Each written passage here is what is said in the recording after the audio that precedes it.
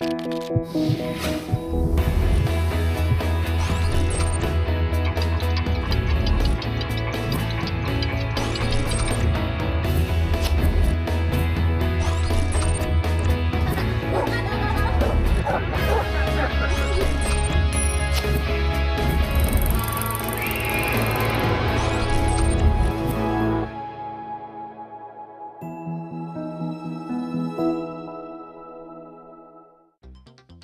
sucede cuando un niño o niña sufre abuso sexual? Además de los efectos físicos, el menor puede llegar a creer que todo lo sucedido fue provocado por él. De hecho, los sentimientos de culpa y vergüenza pueden aumentar la sensación de que es responsable del abuso. ¿Qué pasa si ese niño crece y llega a la adultez con esas creencias? Hay casos donde las secuelas no parecen graves. Sin embargo, ese hombre o esa mujer pueden tener problemas para vincularse y confiar en los demás. Hoy, en Diálogos en Confianza, consecuencias del abuso sexual infantil.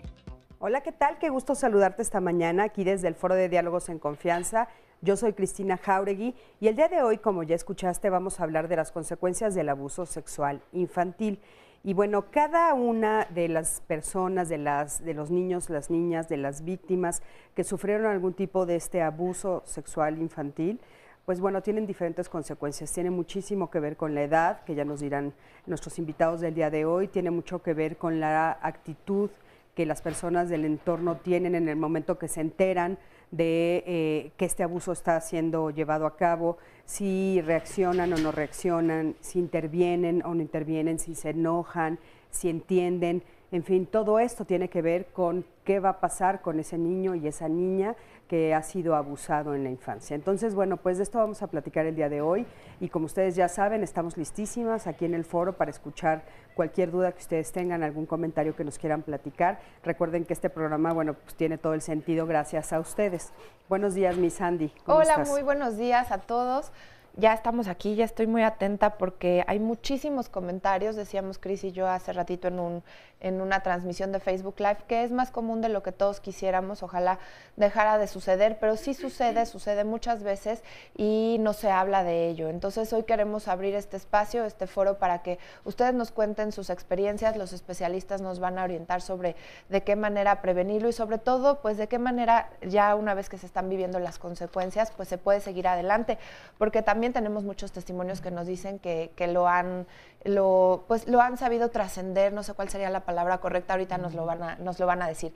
Pero sigo aquí atendiendo todos sus comentarios. Recuerde que nos puede llamar vía telefónica, nos puede mandar un Twitter, nos puede dejar en Facebook Live durante toda la transmisión sus mensajes y sus comentarios abajo. Tenemos también la transmisión en nuestra página www.canal11.mx/diálogos y ahí también nos puede seguir. Recuerde que todos los programas, de acuerdo al título que a usted le guste, le llame más la atención y con la fecha, los puede buscar en YouTube y ahí nos puede ver más adelante en el tiempo que usted tenga para que no se pierda ninguno de los programas que le interesen. Y también aquí en el foro tenemos un público que nos acompaña y que nos va a compartir más adelante sus dudas, sus historias también. Muchísimas gracias, buenos días y bienvenidos.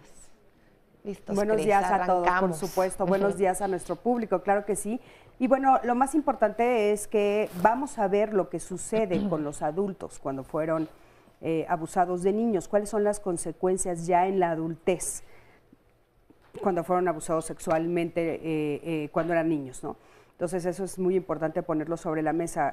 Vamos a oír testimonios, algunos de ellos por supuesto que serán anónimos y sobre todo lo que vamos a tratar de poner sobre la mesa y aparte ayudar a nuestro público a ver si podemos encontrar alguna manera de resarcir el daño, de solucionar el problema, de que estas personas caminen y salgan adelante. Entonces, bueno, para platicar de este tema el día de hoy tenemos como invitados a David López Islas. Él es psicoterapeuta de la Asociación para el Desarrollo Integral de Personas Violadas, ADIVAC. David, ¿cómo estás? Hola, muy buen día. Bienvenido. Muchas Qué gusto gracias. tenerte por aquí. Gracias. También está con nosotros Silvia Cobian. Ella es psicoterapeuta y terapeuta sexual. Silvia, ¿cómo estás? Hola, Cristina, bien. Qué gusto tenerte por aquí. Igual. También está con nosotros Ana Laura Rosas Bucio. Ella es psicoterapeuta y directora del Centro de Capacitación Profesional Industrial y Profesional CECAPI SC. Hola. ¿Cómo estás? Gracias, muy bien, gracias por la invitación. Bienvenida. Y está también con nosotros Misael Rojas. Él es médico, sexólogo clínico, psicoterapeuta y educador sexual. Misael, qué gusto tenerte por aquí. Hola, buen día a todos y todas. Bienvenidos. Y bueno, a mí me gustaría que viéramos la siguiente cápsula para que pudiéramos empezar a arrancar el tema a raíz de esto. Y es una cápsula que, bueno, nunca le creyeron que esto sucedió.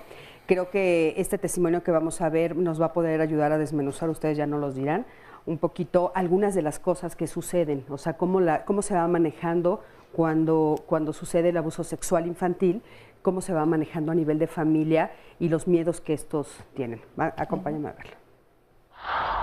Tenía 8 años, mi mamá se había ido de casa con su pareja y yo quedé a cuidado de mi abuela. Ahí vivía varios tíos y una de mis tías vivía en esa casa con su pareja y él, bueno, me agredía sexualmente durante meses, desde que mi madre se fue. Y hubo un día donde una de mis tías se da cuenta que estaba siendo agredida, toca la puerta, abre la puerta, me saca jalando de la mano y me dice, ¿qué hiciste? Me lleva con mi abuela. Y mi abuela me empieza a preguntar qué era lo que me había hecho este tipo. Entonces le empiezo a contar que me había tocado las piernas, que me había tocado todo el cuerpo.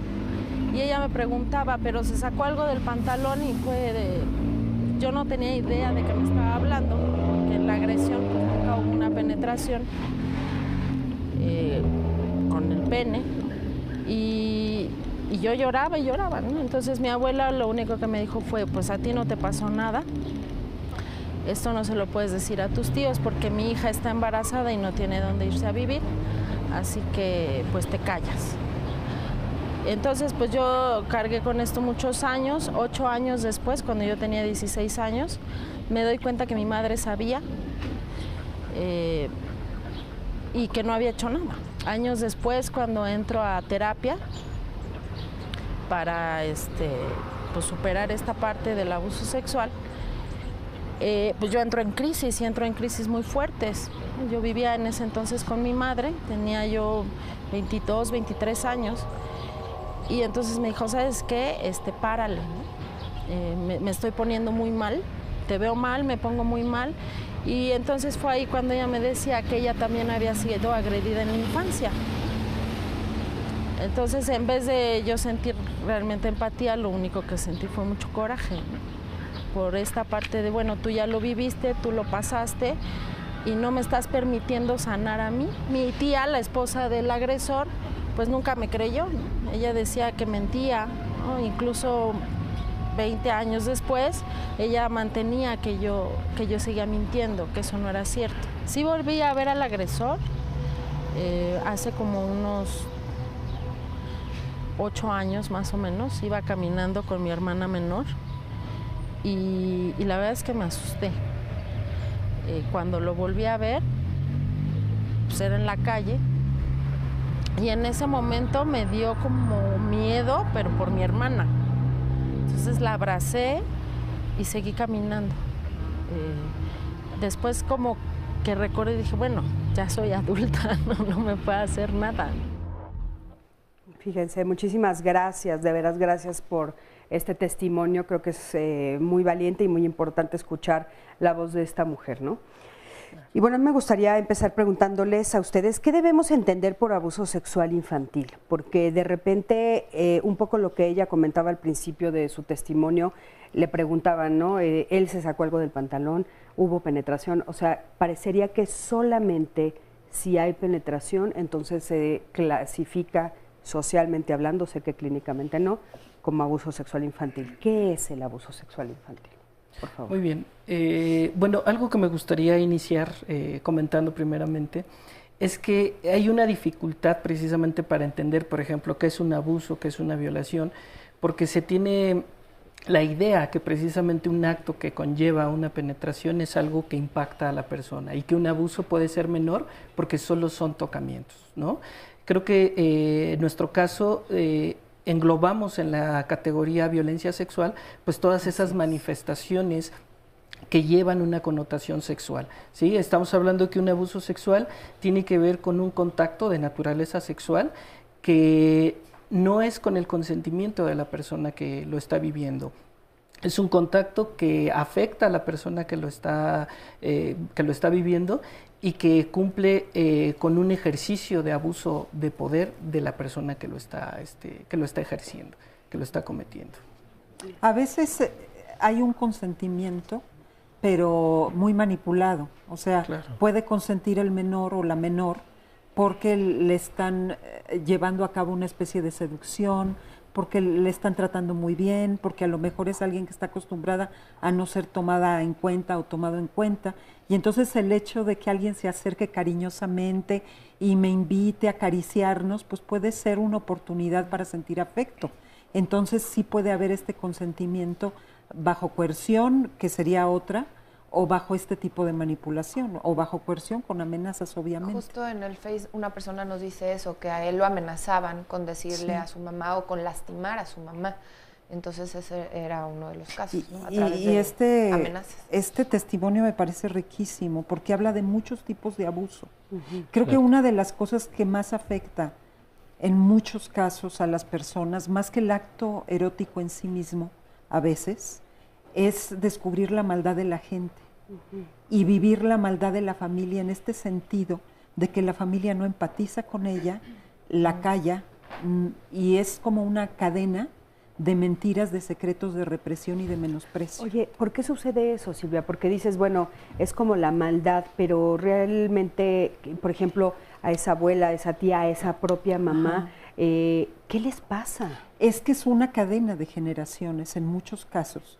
Y pongo la maldad entre comillas, porque la gente se queda muy resentida de tanto maltrato. Y tenemos cadenas de maltrato emocional para empezar en una cultura como la nuestra, donde la parte sexual cuando se da es otro abuso más, otra traición más, otro atentado más contra la persona.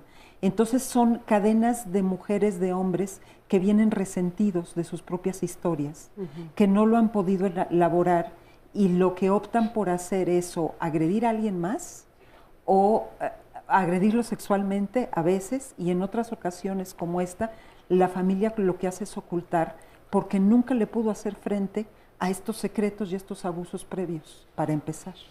Sí, un poco redondeando el concepto de abuso sexual infantil, incluye contacto físico, ¿no? Tocar a la víctima, llamémosle por ponerle un nombre, por parte del agresor, o que la víctima toque al agresor, que se le obligue a tocarlo, que se le obligue a ver algún material sexualmente explícito, así conocido como pornografía, o el participar en generar este tipo de materiales. Incluso puede ser sin tocamiento físico, pues el abuso sexual también puede ser sin tocamiento físico, pero siempre, lo que decía aquí el compañero, siempre está enmarcado desde una relación de abuso de poder.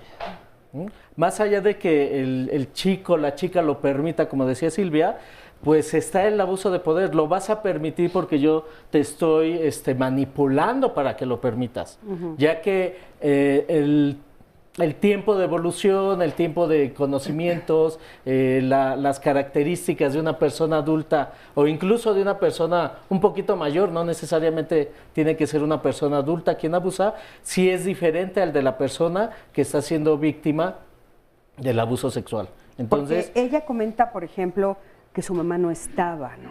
Entonces de repente se vuelve como una víctima fácil. O sea, sí, claro, tiene una parte en la que está sola, digamos, por decirlo así, aunque está con la otra parte de la familia. No, y que además en la familia desestiman lo que dice, lo devalúan, no es creída, y entonces ya me imagino la angustia de esta mujer cuando ante una situación tan cruenta como ella lo narra, pues está sola. Claro. Porque nadie la está acompañando. Ana Laura, ¿por qué le cuesta tanto trabajo a toda la familia enfrentar a un solo elemento de la familia? Porque aquí estamos hablando de una persona que abusa de ella lo dice en voz alta en su momento, pasan los años, lo vuelve a repetir y nadie quiere enfrentar a uno solo de los miembros. ¿Por qué? Mira, hay un tema cultural muy importante que no se nos tiene que olvidar y tiene que ver con siglos y siglos de dominación por parte de un género, de los varones, de patriarcado, de machismo, en donde el hecho de la voz y la opinión masculina en muchas familias todavía tiene un peso mucho más importante. Y además, si piensas en lo que ella misma relata y lo que comentó Silvia, esa mamá también fue abusada, y esa mamá fue abusada seguramente igual hasta por la misma persona o por otra persona del mismo sistema. Entonces, tenemos una cadena de mujeres vulnerables, enojadas, y bajo un sistema patriarcal en donde divide y vencerás, que nosotros no hablemos entre nosotras, que no haya sororidad, que no haya unión, que no nos creamos, que no nos apoyemos, pues bueno, estas lógicas se perpetúan. Esto se va a seguir repitiendo, y así como ella decidió ya hablarlo, pero ella hubiera podido también no decirlo, y entonces su siguiente generación o las siguientes mujeres de esta familia van a vivir, porque el silencio es lo que construye estas experiencias. Si bien es cierto, hay una intencionalidad por parte del agresor, y es el único que tiene es el único que sabe qué es lo que quiere y para qué lo quiere, pero el agresor siempre va a alimentarse del silencio de sus víctimas. ¿Por qué? Porque además está atacando lo más sagrado, lo más íntimo, lo más personal que tenemos los seres humanos, y mucho de lo que nos define como seres humanos, que es nuestra sexualidad. Y fíjate qué paradoja o qué contradicción, porque por una parte hay mujeres que se viven muy vulnerables y muy vulneradas, pero al mismo tiempo usan su autoridad para tapar todo esto. Sí. Con esa fuerza que tiene su autoridad. Fíjate, ella hace una reflexión interesante, porque ella dice, vi al agresor, me moría de miedo y tuve que decirme a mí misma, ya soy adulto, Sí. ya no me va a hacer nada. Sin embargo, siempre tiene la figura de que su vulnerabilidad cuando era niño enfrentaba a un adulto en tamaño, en peso, en características superior físicamente y jerárquicamente, que también es algo muy importante. La jerarquía social, la jerarquía familiar de el esposo de la tía es más importante que una niña que no tienes ni su mamá cerca. Sandy, Oigan, y estamos hablando de niños y niñas, de ambos. Miren, aquí hay el caso de una persona que nos escribe y nos dice que su pareja, o un caballero el día de hoy, es muy agresivo y fue abusado de joven, de niño. Vamos a ver qué más usted nos cuenta. Regresamos.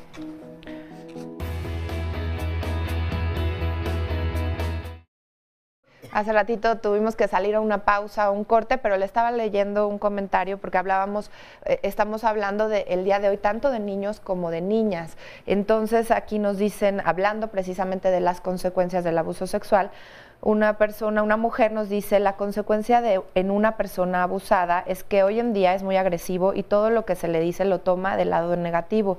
En verdad es horrible, lo estoy viviendo con mi pareja. Entonces, bueno, pues ahí nos comparte esta idea. Hay otras personas que coinciden en que son personas agresivas, otros que lo han trascendido. Por ejemplo, acá nos dice Tere que fue víctima de abuso sexual por 2 tíos, y dice ellos siempre se quedaron como pensando en lo que me hicieron, pero yo nunca los pude denunciar y yo ya no los veo porque murieron, pero pues durante toda una vida fue guardar el secreto y guardar el silencio. Eso es algo como muy común, ¿no? Y eso es una consecuencia, vivir con guardar un secreto, también lo hemos hablado aquí en otros programas, carga uno mucho peso y tiene también sus consecuencias incluso en la salud. Pero bueno, ¿qué opinan de esto que es una persona agresiva? Es que el resentimiento que queda ahí, el enojo, al quedarse bloqueado, pues lo que genera es algún tipo de salida. Y hay gente que lo que hace es volverse muy agresiva, muy abusadora emocionalmente de los que encuentra alrededor, o se vuelve muy pasivo-agresiva, ¿sí? Y en la medida que sigue como con esta etiqueta de víctima y la hace parte de su personalidad, se siente con el derecho a abusar emocionalmente de otros, como que el mundo le debe algo. Sí, creo que las consecuencias dependen mucho de las características de la situación de abuso, claro, ¿no? Claro. Y de la persona misma. Sí, claro, además de las características personales, porque no es lo mismo una violencia que haya sucedido una sola ocasión a una violencia que haya sido reiterada, repetitiva, ¿no? A lo largo de varios años, por ejemplo. También las consecuencias van variando. Por ejemplo, en el caso de niños en edad preescolar, por ejemplo, es muy común que haya conductas sexuadas, que haya alguna somatización. Posteriormente, cuando vemos en edad adolescente, podemos ver esta característica de agresividad, ¿no? Hay una agresividad, puede haber también un poco conductas antisociales, y cuando se empieza a entrar a edad adulta, pues es como toda una gama de comportamientos que se han venido desarrollando en las diferentes etapas, en donde puede haber aislamiento, puede haber dificultad para relacionarse con, ya sea con personas del mismo género o bien con personas del otro género, ¿no? Entonces, creo que va cambiando a veces la forma en que se van manifestando. Oye, estas ¿y podría consecuencias. existir algún caso en el cual no hubiera consecuencias? No. No lo creo, no. No, te voy a decir que puede ser, dependiendo evidentemente de la circunstancia de abuso y de la persona y de la relación cercana que tenía con el agresor, pero siempre hay un daño. Puede ser pequeño, puede ser mediano, puede ser más grande, dependiendo de estas características. Y este daño tiene un nombre, se llama síndrome de estrés postraumático. Es una experiencia postraumática, de estrés postraumático, porque el abuso sexual es una experiencia de trauma. Claro, porque aparte, por ejemplo, tú decías, puede ser una sola ocasión o puede ser muchas, pero pueden ser muchas con seducción y puede ser una con profunda violencia. Entonces, o sea, no hay una regla en ese sentido.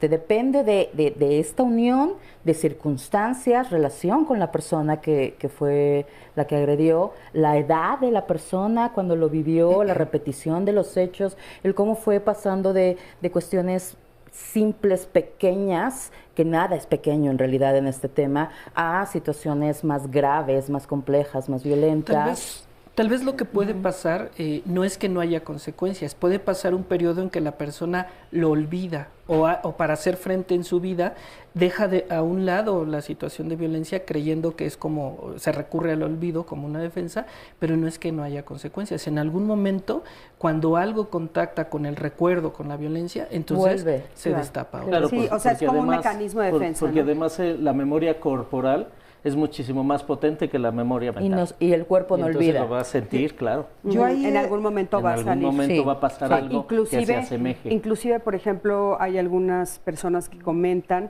que fueron drogadas o que estuvieron fuera de su conciencia y sin embargo el cuerpo lo recuerda. Claro, así es. Oigan, y muchas personas nos dicen que sus familias les dijeron esta idea de no pasó nada, ya vamos a guardar silencio, olvídalo, mira, no pasó a más.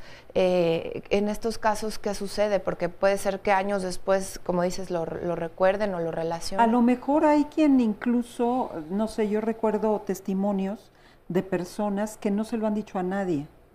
Y que a veces lo olvidaron y salió 20 años después en alguna situación que los ayudó a contactar.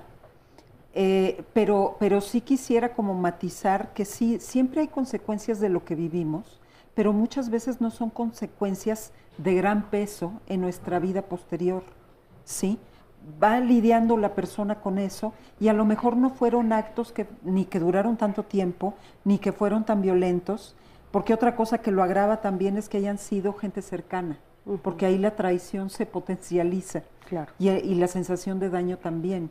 Entonces como que ahí va variando y sí hay quien lo recuerda en la vida adulta como un evento que quiso olvidar porque en ese momento no lo podía manejar, pero donde muchas veces ni siquiera eróticamente tuvo una consecuencia, porque muchas veces la consecuencia también es que a la hora de las relaciones sexuales no pueden fluir en una relación sexual y tienen o falta de deseo o nunca llegan a un orgasmo o tienen una aversión sexual, de plano una fobia incluso. Miedo también, miedo. ¿no? Oigan, acompáñenme a ver el siguiente testimonio.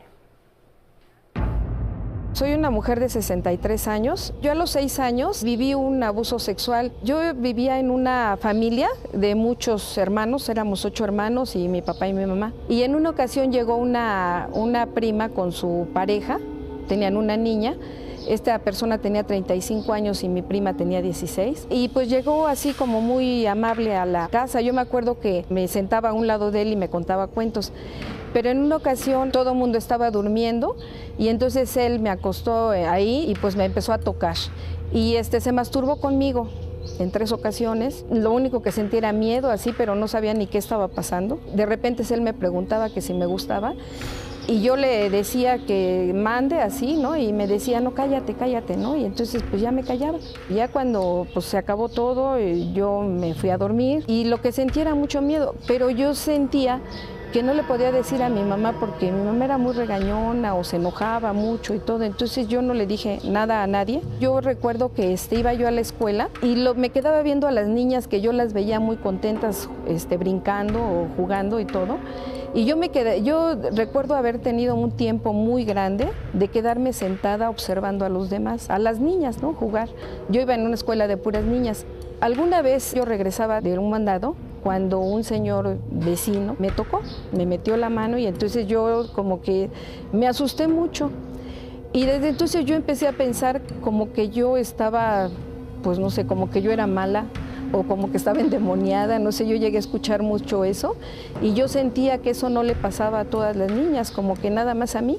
A mis hijos los dejaba yo con mi mamá, yo pensaba que ahí tenían mucha seguridad y después de muchos años me enteré que habían abusado de una de mis hijas, de mi hija, uno de mis hermanos. Pero mi hija pues me dijo ya que estaba grande, no me dijo nunca cuando era chica, ¿no? El agresor de mi hija, alguna vez le dije porque yo lo veía que él jugaba mucho pero ya con mis nietos, o sea, y entonces yo le llegué a decir no quiero que juegues con ellos y me dijo ¿por qué? Y yo le dije porque yo me enteré de esto, de que tú abusaste de mi hija. Y me dijo, no, y me dijo, no, ¿quién te dijo? Y le dije, pues me dijo mi hija, ¿no? Y entonces se quedó callado. Y mi hija dice que ella no se siente mal, ¿no? Con esto que vivió, que ella perdonó. Y bueno, pues yo quisiera también, a lo mejor hay gente que como yo le ha costado mucho trabajo perdonar, ¿no? Fíjense que significativo también todo lo que ella nos dice, ¿no? O sea, su hija a su vez fue también abusada por su hermano, ¿no? Ella se da cuenta y dice, bueno, tengo que frenar la situación aquí. A mí me gustaría que ustedes nos explicaran un poquito cómo un niño conceptualiza el abuso, qué se dice a sí mismo cuando es niño, porque estamos oyendo ya adultos que tal vez un poquito ya se lo dijeron más grandes, como dice Silvia, tuvieron la suerte de que algo los ayudó a volver a conectar y poder explicárselo, pero de niños, ¿qué se dicen los niños? La gran mayoría de veces no lo entienden como tal. Ellos lo que saben es que algo está sucediendo raro, que algo debe de estar sucediendo que no debe de ser, algo malo, porque su mismo cuerpo lo dice. Su mismo cuerpo reacciona a ese tipo de contacto de que no debería de estar sucediendo y como reaccionan es con miedo. Casi siempre lo que sienten es miedo. No saben qué es lo que está sucediendo, pero sí tienen muy claro el miedo, que es el sentimiento que está prácticamente en todas las personas que reciben abuso sexual. Entonces, no lo entienden hasta que después ya crecen, ya tienen más elementos, más conocimiento, y es cuando le empiezan a dar explicación a eso que vivieron. Pero al inicio lo que sienten es miedo y no lo reconocen. ¿Por qué de repente también se escucha esto de la culpa, Ana Laura? Mira, en los niños. Completando lo que está mencionando el doctor, siempre los niños, desde niños y todo el resto de la vida va a pasarnos, sabemos medir las intenciones. O sea, hay un interno que te dice algo no está bien. Que ya cuando somos grandes se supondría que tendríamos que hacerle más caso. Y le hacemos menos, ¿eh? Al final, menos. Creo. Pero bueno, entonces el niño mide la intención. No sabe qué es porque nunca lo ha vivido, no sabe qué es porque nadie se lo ha explicado, pero sabe que no está bien. Y entonces si a esto le sumas lo que dice el agresor con respecto a tú eres tan bonita y por eso te lo hago, tú quisiste, por eso viniste, o las amenazas o te gustó. Y además, algo que es muy importante, aunque siempre está presente el miedo, también puede haber una sensación de placer. Claro. Y aquí hay que tener mucho cuidado porque el placer se siente porque el cuerpo está vivo. Porque si es estimulado bajo cierto tipo de contactos, el cuerpo va a responder ante el contacto. Claro. Y entonces, si lo pegas, le duele. Si lo acaricias, registra otra sensación. Y aunque el niño o la niña registre que esta sensación es agradable, no quiere decir que le guste, claro, y que no perciba miedo. Pero entonces, como fue agradable, siente culpa por haber sentido confuso, eso que sintió. Es más confuso cuando siente agradable que cuando siente violencia. A ver, Silvia, por favor. Sí. Pues es que depende. O sea, hay también niños, por ejemplo, de 5 o menos años que han vivido abuso sexual con un afecto y con un placer tal que no lo vivieron jamás como algo agresivo, ¿sí? Claro. Y es más, estoy recordando un caso donde era la chica que ayudaba en casa, la que tocaba a los niños. La chica se va de vacaciones y entonces la mamá se pone a bañarlos y le empiezan a decir, tócanos como nos toca fulanita, o yo te puedo tocar los senos como se los tocaba fulanita, y ahí la mamá se entera. Pero cuando corren a la chica, los niños se enojan, sobre todo el mayor, el otro estaba más chiquito, pero el mayor se enoja porque era para él un juego maravilloso que tenía con ella. Y claro que se queda con una erotización el niño donde quiere estar experimentando esto. Entonces yo creo que no podemos generalizar porque hay respuestas muy variadas. Y no siempre hay una sensación de me traumó la persona. Lo que estaba siendo un problema para el niño, para empezar, era la reacción de los padres, porque el padre reaccionó violentamente y empezó a agredir al niño, a insultarlo, a decir que esas eran porquerías, que no se debía hacer. Entonces esa respuesta estaba generando una problemática muy seria en la familia. Oye, a mí me llama la atención esto que estás diciendo, te voy a decir desde qué perspectiva, o sea, ¿cómo desde nuestro adulto, ya que somos adultos y sabemos que no es responsabilidad del niño, por qué se dicen este tipo de frases? ¿Qué hiciste? Fue tu culpa, lo provocaste. ¿Por qué el adulto le regresa eso al niño? Pues ahí vemos el cassette que ya tiene el papá internalizado, donde toda manifestación erótica de, por ejemplo, de un niño en este caso la ve como algo pecaminoso y malvado, y entonces así etiqueta a su hijo, en vez de entender que nuestra naturaleza humana conlleva la experiencia de placer desde el útero seguramente, porque hay también investigaciones que así lo insinúan y lo marcan. Entonces es no ser capaz como de entender la experiencia humana del erotismo y reaccionar defensivamente agrediendo al menor. Sandy, por favor. Miren, tenemos distintas opiniones y vamos a leer las historias y los testimonios que muchísimas gracias, agradecemos su confianza en el programa por escribirnos y los voy a leer de manera anónima por el mismo respeto a todos ustedes. Aquí nos dice una mujer, a mí me ha afectado mucho, pero también me ha ayudado a ser una persona que no le gusta depender de nadie. Lo malo es que he llegado a tomarle un poco de resentimiento a mi madre por no apoyarme. Otra mujer nos dice, creo que están comenzando a crear estereotipos, encasillando y cambiando el tema de violencia de género. También hay abuso por parte de mujeres. Un primo fue abusado por una mujer y que enseña hasta la fecha el catecismo, y a pesar de que lo platicó con sus padres, no le hicieron caso y posteriormente cayó en una profunda depresión. También otra mujer nos dice, yo tuve un abuso sexual a los 5 años, a los 12 mi cuñado intentó hacerlo también. Desgraciadamente ambos casos, al hablarlo ya de adulta, me decían que la culpa la tuve yo. Me dolió mucho que mi madre no me apoyara y sinceramente es algo que no he podido superar por completo porque he llegado a creer que sí, realmente yo tuve la culpa. He tomado terapia, pero siento que no me ha ayudado mucho.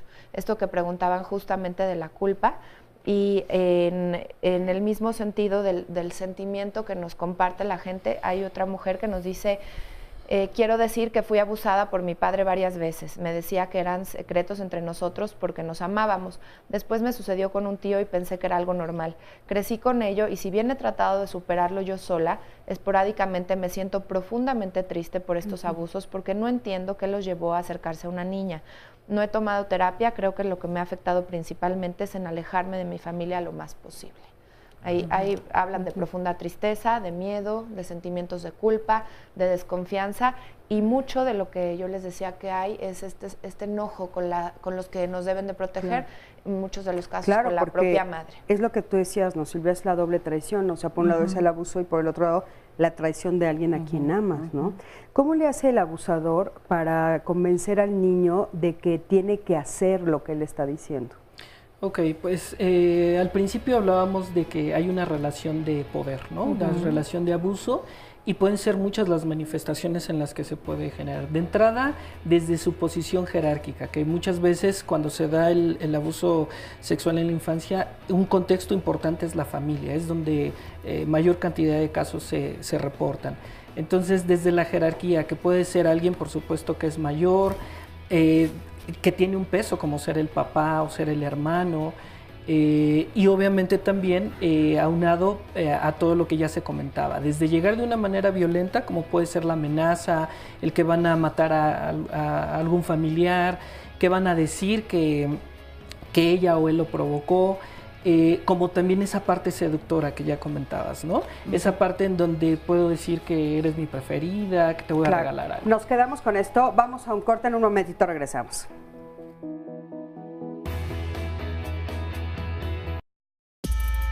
Actualmente me dedico a dar cursos de tareas para niños de primaria. A los 10 años nos cambiamos a una unidad nueva y teníamos unos vecinos que venían de Oaxaca.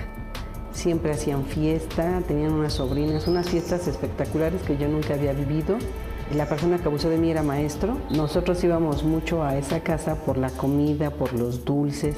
Mamá estaba ocupada por buscar qué darnos de comer a 7 hijos, mientras mi papá estaba en el alcohol. Fue por lo que me gustó ir a esa casa y el pretexto era que me enseñaba algunos temas de la primaria. No sé en qué momento él empezó a acariciarme y en cierta forma pues me gustó, pero cuando llegaba a casa sentía que estaba mal hecho. Yo no tuve plática con mamá de lo que era la sexualidad, pero sí había un comentario que tenía muy presente, que las niñas no deberían de encerrarse en ningún cuarto con hombres y que a las niñas no las deberían de tocar los hombres porque eran como las frutas, se mayugaban o se podrían. Cuando llegaba a casa sentía esa sensación y era tener esas palabras, sentía como que le estaba fallando a mi mamá.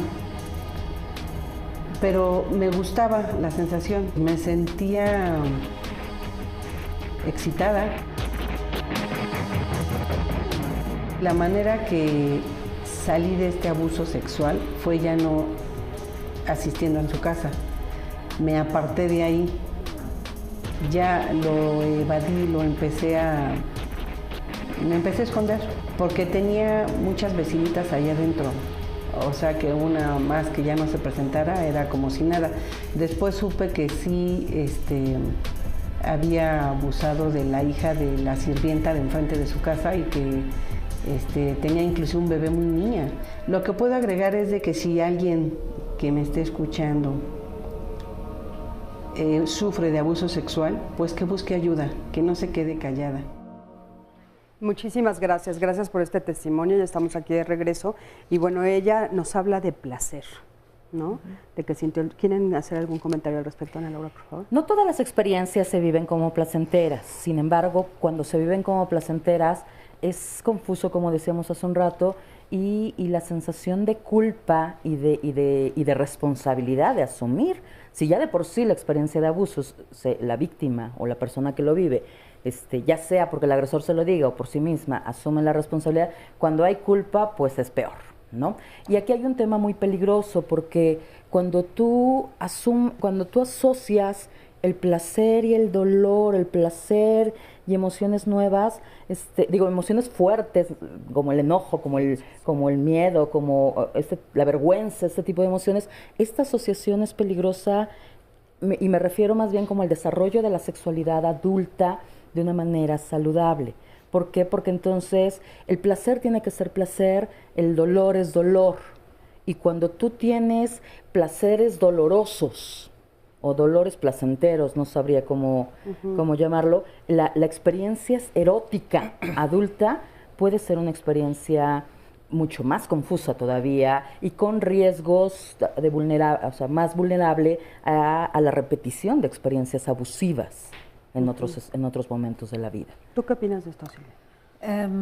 Es que me quedo pensando mucho en el testimonio de la confusión entre me sentía yo sucia, me sentía yo, alguna otra palabra usó, y al mismo tiempo sentía placer. Y creo que eso es como el reflejo de la información que ella ya tenía, con esto de que cualquier mujer que se deja tocar en un cuarto y está con hombres, todavía esta connotación que está tan presente en tanta gente, de que según el acto sexual que lleves a cabo, vas a ponerte palomita o tache, y esto va a generar culpa, o hasta una estrellita de qué bien lo hago, ¿no? Porque también hay estas partes como muy, de qué bien lo hago, ¿no? Entonces, creo que independientemente de lo que vivamos sexualmente, independientemente de lo que vivamos en estas interacciones de abuso, incluso la palabra víctima se ha tratado de quitar y se ha hablado de sobrevivientes, ¿sí? Precisamente por eso, porque qué tanto la misma sociedad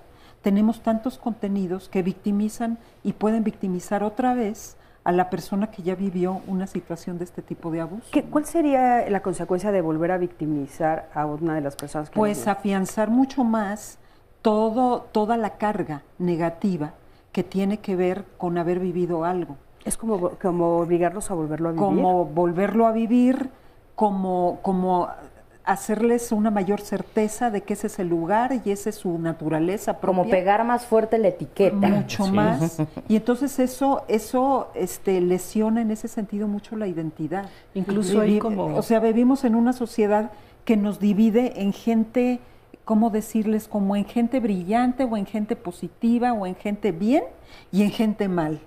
Y eso es totalmente absurdo. No importa que hayas vivido, ¿no? O qué estés haciendo, la gente es gente. Claro, sí, claro. Sí, y quería agregar básicamente que precisamente esta idea de que a veces esto es normal o que esa es mi función como mujer o que yo nací con una etiqueta para vivir estas violencias es precisamente esa revictimización, afianzar precisamente la creencia de que yo lo provoqué, de que yo soy culpable, de que estoy sucia, sucio. Y eso es lo que hace que se perpetúe esta idea que también nos coloca a la persona en una posición de poder volver a vivir otras violencias con otras personas. Claro, muy importante. Oigan, bueno, pues este programa nosotros lo estamos haciendo con toda la intención de, por supuesto, abrir este espacio para ayudar a todos los que nos están escuchando. Y bueno, Sandy tiene un testimonio que nos va a leer ahorita, que nos está pidiendo ayuda. Y bueno, gracias por llamarnos. Justamente este es el espacio para pedir ayuda. Sí, nos dice una persona, una mujer, mi papá de 4 y 6 años abusó de mí, o sea, cuando tenía entre 4 y 6 años, y dice que su madre y su abuela trabajaban y entonces se quedaba ella sola con el papá y me hacía de todo. Siento una rabia enorme hacia mi mamá porque a mi parecer no me cuidó y no se percató de nada. Se lo conté apenas hace 5 años, ahora tengo 45 y su reacción fue: estás loca, ya no sabes qué inventar, y cambió de tema. Tengo odio interior, me quiero morir, nada me hace feliz. Bueno, no sé qué tantas cosas me suceden, nos dice. Pero en este momento dice que tiene en su mano 40 pastillas de clonazepam y que ya no quiere despertar. Entonces, pues nos pide ayuda de manera un poco inmediata y urgente porque sí está pasando por una crisis. Por favor. Sí, yo le diría que, mira, la traición que más nos pega es la traición de la madre. ¿Sí? Y eso es algo que es tan doloroso que si no recibimos ayuda nos puede llevar a hundir. No importa, entre comillas, si fue abuso sexual lo que hizo evidente la traición de la madre, el desapego de la madre, la agresión de la madre. Creo que esa es una herida que se hace muy patente en los abusos sexuales porque no tenemos la confianza de llegar con una madre y decirle lo que pasó. Y entonces nos guardamos eso. Yo respeto mucho incluso a quien decide ya no vivir, pero creo que hay al menos 2 tipos de reacciones de quien lo lleva a cabo. Alguien que lo hace en esta reactividad de resentimiento donde ya no aguanta el dolor, que es probable que sea tu caso, pero no necesariamente eres alguien que ya no quiere vivir. Y entonces ahí sí se requiere mucho que acudas con alguien a quien le tengas confianza, que te pueda entender y donde puedas reparar todo eso. Si no, la decisión se vuelve totalmente reactiva. Ella dice claramente, yo estoy enojada con mi mamá porque mi mamá no me cuidó. Tiene toda la razón.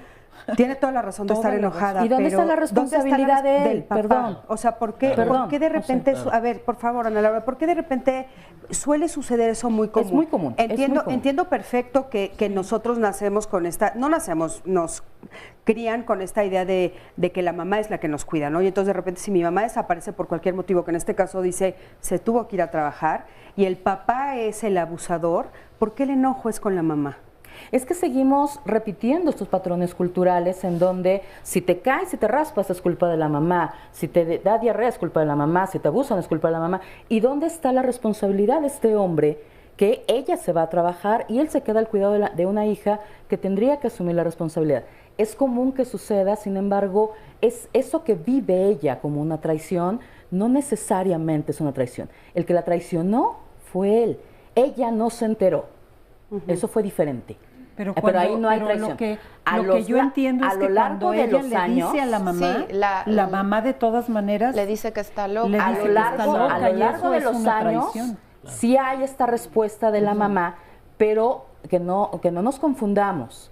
La mamá no lo sabía y no podemos responsabilizarla de algo que no lo sabía. Estaría en desacuerdo en algo. Si hay una mamá que genera confianza en la hija, si habla de estos temas, si yo sé que le puedo decir a mi mamá teniendo 3, 4 años, y se los digo hasta por experiencia personal, yo tuve un abuso como a los 3 años y medio. No lo recordé hasta hace como 5 años.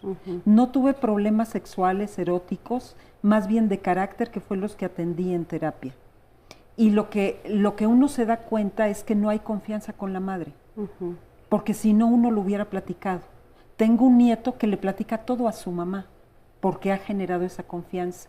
Aunque no lo tengamos consciente, esta relación del vínculo madre y hija, madre y hijo, en los primeros años, es muy importante y uno siente qué tanto puede confiar en la madre y qué tanto no. Y de eso hay estudios incluso de los pocos meses de nacido, ¿sí? Cómo se va generando esto a nivel celular y a nivel de sensación. Claro. Sí. Oye, desde luego estoy de acuerdo en que hay sustitutos maternos, si lo vamos a llevar así, que puede ser el padre haciendo su papel de padre y un maternaje adecuado, y también puede generar confianza. Claro, ahora a mí lo que me preocupa un poco y quiero ponérselo sobre la mesa es que esta mujer pues nos está pidiendo ayuda en este momento. Ella hoy con qué puede trabajar. Y en este momento de crisis. Yo de entrada le recomendaría que no se tome las pastillas, que se dé la oportunidad de trabajar esta situación. Le auguramos que puede tener una buena solución, que eso que está sintiendo en ese momento no lo tiene que sentir siempre. Si estás al pendiente del programa, busca ayuda con cualquiera de los especialistas que estamos aquí, o contacta con alguien que te pueda, que tú tengas confianza pues para hablarlo. Date alguna oportunidad de todavía un tiempo más para trabajarlo, y con el mismo trabajo que tú vayas haciendo, pues ya después decidirás si todavía tienes ganas de quitarte la vida o no, de seguir dormida, pero date una oportunidad de trabajarlo. En este momento, escúchate, atiéndete, y lo más seguro es que esto que sientas lo vas a dejar de sentir. Oye, ya, ahorita te doy la palabra. Quisiera decirte, seguramente nos estás viendo, que si por inbox nos das tu teléfono, nosotros podemos regresarte la llamada para, por supuesto, ayudarte a dar seguimiento, y que sepas que no estás sola, que estás con nosotros y que no te vamos a dejar sola. Oigan, y de manera inmediata aquí tengo el teléfono de línea de apoyo de la UNAM que me está pasando la producción, es el 5622-2288 para que pueda llamar en este momento, y también la del apoyo de la UAM es el 5804-6444. Que de todas maneras Sandy lo va a poner en las redes sociales para que ustedes no tengan que apuntarlo ahorita rapidísimo, no se preocupen, ahorita mismo los pone. Adelante. Sí, a mí me gustaría también reconocer la valentía que tiene para contarnos su testimonio, y sobre todo también para solicitar la ayuda. Creo que ese es un paso bien importante. Cuando alguien sabe que necesita la ayuda y la solicita, me parece que ese es un paso fundamental. Creo que este acto de valentía es muy importante, y hay sitios, hay lugares, en este caso Adivac, ahí tenemos un espacio especializado, seguro, para poder empezar a hablar de todo esto. Seguro no es algo fácil porque ha sido toda una historia, hay muchos elementos que convierten tu situación en algo muy complicado, pero también es cierto que hay espacios para escucharte, que hay espacios para poder trabajar todo esto, y creo que ahí por lo menos están las organizaciones, y Adivac está disponible para escucharte. Y para encontrar un nuevo sentido, ¿no? Así es bien importante. Y bueno, vamos a seguir escuchando otros testimonios que seguramente a ella y a todos los que nos están viendo también nos van a poder ayudar para pues tener esperanzas y encontrar caminos diferentes de opciones. Adelante, buenos días, gracias por estar aquí. Buenos días, gracias por este tipo de información que recibimos. Yo soy sobreviviente de abuso sexual por parte de mi hijo. Mi hijo tiene ahora actualmente 10 años Él tuvo 2 abusos sexuales, uno por parte de un compañero de la escuela con una diferencia de edad de 6 años, el niño tenía 12 años. Mi hijo tiene mucha confianza conmigo y de inmediato denunció esta acción que fue de agresión sexual vivida dentro de los baños de la escuela. Para mí, algo que hoy puedo decir que a pesar de las terapias y todas estas situaciones, pues a veces la manera en que las personas contienen esta información, como son las maestras, los directivos, las autoridades, vuelven a revictimizar a este tipo de personas. Él te lo dice a ti luego y tú acudes a la escuela. De inmediato acudo a la escuela. ¿Y encuentras una respuesta negativa en la escuela? Encontramos una respuesta de que estaba en el cambio de kinder a primaria y que esas son actitudes que se podían confundir. Ahora, tú dices que él recibe un segundo abuso. ¿De quién? Recibe un segundo abuso por parte de su papá cuando él tiene 7 años, después de haber tomado terapias en CTA y en el Instituto de Pareja y Familia. Yo decido separarme del papá de inmediato en cuanto yo vi la primera respuesta de que no había ningún apoyo en relación a su hijo.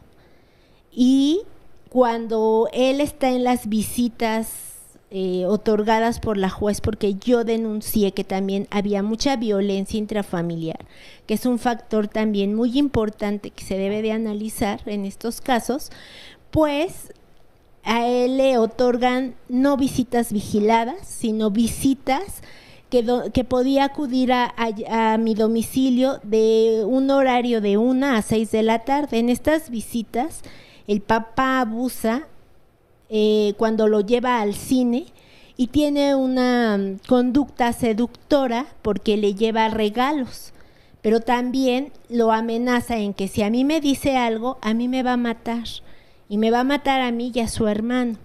Pero él rompe el silencio por toda la situación que él ha vivido y por todo lo que le está generando, y tiene una sensación de decir basta ya. Empieza con mucho enojo, llanto, enuresis. Claro. Él actualmente ya está siendo tratado. Está siendo tratado desde entonces en el Hospital Juan N. Navarro, que para mí ha sido como un aliciente, porque llevamos terapia tanto a nivel familiar, a nivel individual, y él pues sigue trabajando. Él, repito, es sobreviviente del abuso sexual. Muchísimas gracias. Gracias por tu testimonio. Quédate con nosotros, vamos a escuchar otros testimonios. Estamos en Diálogos en Confianza.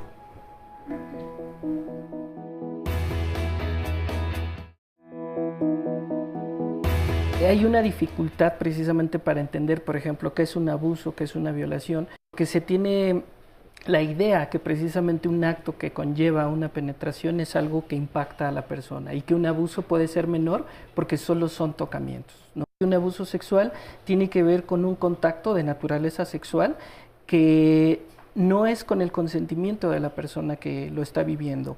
A veces hay un consentimiento, pero muy manipulado, o sea, claro, puede consentir el menor o la menor porque le están llevando a cabo una especie de seducción. El hecho de que alguien se acerque cariñosamente y me invite a acariciarnos, pues puede ser una oportunidad para sentir afecto. En muchos casos a las personas, más que el acto erótico en sí mismo, a veces, es descubrir la maldad de la gente.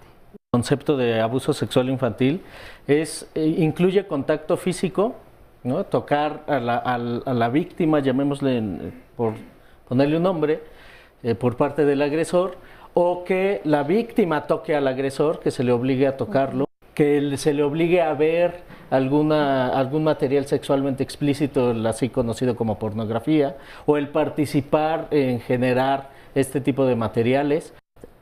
Siempre los niños, desde niños y todo el resto de la vida va a pasarnos, sabemos medir las intenciones. No sabe qué es porque nunca lo ha vivido, no sabe qué es porque nadie se lo ha explicado, pero sabe que no está bien. Esto le sumas lo que dice el agresor con respecto a tú eres tan bonita y por eso te lo hago, tú quisiste, por eso viniste, o las amenazas, o te gustó.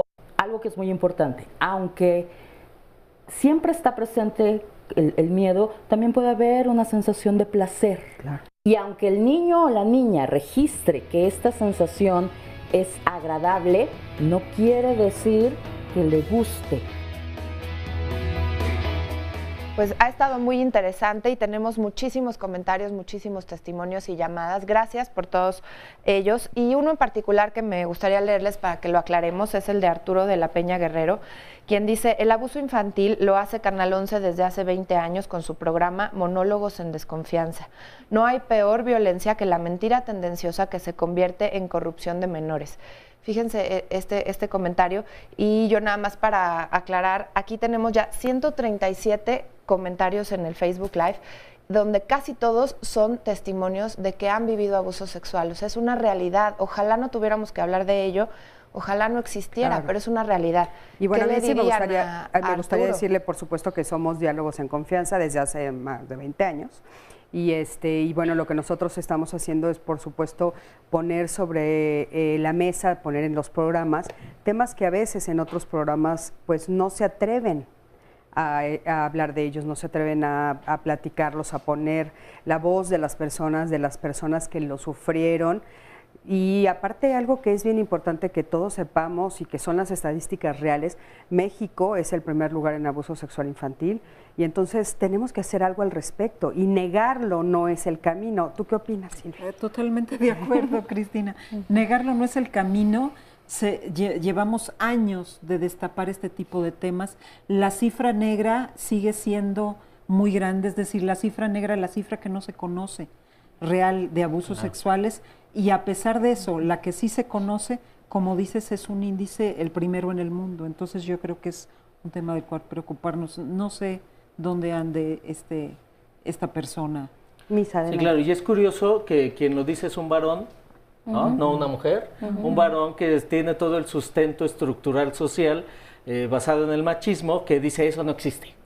¿No? Que se ve reflejado en la escuela, el ejemplo que nos daban, que se ve reflejado en las autoridades, que se ve reflejado en el sistema jurídico, y que entonces eso es una falacia. El decir que no existe, esa es la verdadera falacia. Aquí están personas, lo vemos en las redes sociales, que sí existe y que sí está presente. Entonces, pues si no le gusta el programa, pues que le cambie a otro canal donde hay programas de entretenimiento para la capacidad de su mente. Aparte, algo bien importante que hay que poner sobre la mesa también es que uno de los grandes mitos que nos han dicho mucho a través del tiempo en el programa de diálogos, Silvia estará de acuerdo conmigo, es que cuando hemos puesto los programas sobre la mesa creen que los promovemos, y no.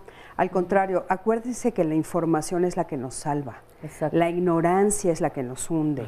La información salva a nuestros niños, salva a nuestras niñas, de todas estas cosas, no solo del abuso sexual infantil, también, por ejemplo, de acercarse a las drogas, de otros tipos de abusos, del embarazo en adolescentes. Todos esos temas que sabemos que son polémicos, nosotros los ponemos porque queremos informar, porque estamos convencidos que la educación es lo que va a sacar adelante a México. Y creo que uno de los grandes errores que puede tener una persona es juzgar la experiencia ajena, claro, y condenarla sin siquiera realmente tener todo este conocimiento del que están hablando. Claro, ¿no? Por supuesto. Y bueno, para platicar de este tema aún más, tenemos a otro testimonio. Y yo quiero decirles que, bueno, pues estos testimonios obviamente son anónimos, y muchos de los que grabamos también, porque sigue siendo un tema tabú. Porque las personas no quieren dar la cara, porque siguen siendo violentadas. Sigue habiendo personas que no les creen, que dicen que lo que dicen es mentira. Inclusive se le cree más al agresor que a la propia persona que lo vivió. Entonces, desgraciadamente por eso seguimos teniendo, cosa que respetamos profundamente, a personas en el anonimato. Adelante, por favor. Buenos días. ¿Sí se oye? Sí, te escuchamos. Mire, un poquito más alto el micrófono, por favor. Yo soy víctima de abuso sexual. Ya a los 8 años, un cuñado, abusó de mí. Él se quedaba a dormir en casa porque era de Michoacán. era prometido de mi hermana, y él en la noche se paraba y me manoseaba. Yo no sabía que era bueno o era malo. Decían hace rato de la mamá, ¿dónde estaba? ¿Quién sabe? Si decía yo que me estaban haciendo eso, me regañaban, me decían que estaba yo loca, pero pues así pasaron como 3 años y seguí hasta que pues ya crecí y no ¿cómo les diré? Lo guardé tan hondo que pues nunca me acordaba, pero después de muchos años mi nieta fue abusada por su padrastro y yo veía algo malo en ella, algo que la hacía sentir triste, enojada, iba en la escuela muy mal. Yo asisto a unos grupos de familia Al-Anon. Ahora sí ya tenía yo conciencia y ya veía la lucecita esa roja que me decía, algo anda mal en tu nieta. Y le dije, oye hija, algo tienes. No, abuelita. Le tuve que estar diciendo, y sí, efectivamente ella estaba siendo abusada por el padrastro. Cuando yo le conté eso, porque en Al-Anon tenemos una madrina, le dije, y yo lloraba mucho, pero me acuerdo que en ese momento estaba sacando todo el dolor que tenía yo. ¿Qué te había pasado, de lo que te había pasado a ti? De lo que a mí me había pasado. ¿Y podrías identificar algunas de las consecuencias de haber sido abusada de niña tuyas? ¿Qué consecuencias tienes de ese abuso? Pues yo crecí muy insegura, crecí con cuando me casé, le tenía aberración al sexo con mi esposo, siempre estaba yo enojada con él, porque él pues yo sentía que me manoseaba, que él era malo, porque así nos decían aquellos tabúes en el que la mamá dice, no te dejes de un hombre porque los hombres son malos. Todo eso lo traía yo en la cabeza. Y fueron muchos años después que pudiste entonces ubicar cuál era la razón. A raíz de que tú te das cuenta, porque tu nieta le sucede, pero aparte tú te das cuenta que a ti te sucedió y que durante muchos años tu mecanismo de defensa fue hacerlo a un lado de tu mente, ¿lo has podido trabajar? ¿Has podido avanzar en las consecuencias? Sí, lo he podido avanzar porque estoy en un grupo de familias que su manera de beber de las personas nos afecta. Y ahí yo tuve que sacar todo eso y también con un psicólogo, con una psicóloga, para poder seguir adelante, porque yo me sentía sucia, yo me sentía muy mal. Claro. De verdad que yo anoche igual yo volví a remover todo ese odio que tenía hacia mí misma por haber sido incapaz de decirle a mi madre el abuso que había sido víctima. Me dio dolor de estómago porque se removió otra vez lo que yo pasé. ¿Ayer en la noche? Sí, anoche. Solo de pensar que hoy no los ibas a contar. Sí. Claro. Okay. Y pues aquí estoy dándoles mi testimonio. De verdad están diciendo de los niños, hay que tener la lucecita esa roja de decir, hay algo. Si el niño se orina. Fíjate que duro, o sea, qué difícil lo que tú viviste, pero cómo eso más adelante te da luz para poder sacar a tu nieta. Muchísimas gracias por tu testimonio. Gracias por el valor, gracias por estar aquí el día de hoy. Tengo adelante. Una llamada porque justamente ella nos invita a reflexionar sobre nuestros niños y nos dice un anónimo, en mi familia sucedió esto del abuso infantil, fuimos muchos niños y niñas los que vivíamos juntos y recibíamos abuso por parte del abuelo. De pequeños no sabíamos que eso era abuso sexual, nos dimos cuenta hasta ahora que ya somos grandes. Cuando enfrentamos a nuestra tía por no habernos cuidado, ella se puso a llorar porque sabía lo que pasaba y no hacía nada. A mí me da pena hablar de este tema con mis hijos, todos estamos así con vergüenza. Y pregunta, ¿qué tan saludable es que nosotros les advirtamos a nuestros hijos sobre el abuso? Es que sentimos mucha vergüenza. Adelante, por favor. Sí, no, definitivo, hacer hincapié en hablar del tema es fundamental. Creo que eso precisamente ayuda en la prevención y también a desarticular precisamente el tema de violencia. Se tiene el abuso como algo que es de oculta realización, algo de lo que no se debe de hablar, y precisamente esa es una de las características que permea que se siga reproduciendo el abuso. Ya decíamos, el abuso del poder de la persona que lo ejerce, pero también toda esta cultura que hay alrededor hace que todo esto permanezca en silencio, algo de lo que no se debe de hablar, y me parece que precisamente una gran ayuda para prevenir que nuestras niñas y niños vivan violencia sexual es precisamente empezar a hablar de eso.